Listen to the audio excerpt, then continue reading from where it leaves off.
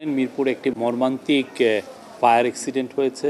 এই ঘটনায় সরাসরি চিফ অ্যাডভাইজার এখন রোমে আছেন, ওনাকে জানানো হয় এবং উনি সাথে সাথে যথোপযুক্ত কর্তৃপক্ষকে জানিয়েছেন যে এই ঘটনাকে তদন্ত করতে, এবং যারা মারা গেছেন তাদের মৃত্যুতে উনি শোক জানিয়েছেন।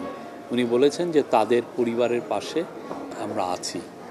আর সত্যিকার অর্থে এরকম কেমিক্যাল ফ্যাক্টরির যে বিস্ফোরণ, এটা বাংলাদেশে এর আগেও হয়েছে, কিন্তু আমরা এটা নিয়ে আমরা অনেক চেষ্টা করার পরও দেখা যাচ্ছে যে অনেকেই ইলিগালি এই সমস্ত ফ্যাক্টরি সেট আপ করেন, এবং সেক্ষেত্রে এটা এখন ইনভেস্টিগেট করে দেখা হচ্ছে যে তার লাইসেন্স ঠিক ছিল কিনা, এবং তার ফায়ার যে ফ্লেমেবল অবজেক্ট এর যারা বিজনেস করেন বা এই ধরনের গোডাউন বা কেমিক্যাল ফ্যাক্টরি করেন, তাদের বিষয়গুলো আসলে ফায়ারের যথোপযুক্ত আপনার ক্লিয়ারেন্স ছিল কিনা ফায়ার ডিপার্টমেন্টের, সেটা দেখা হচ্ছে।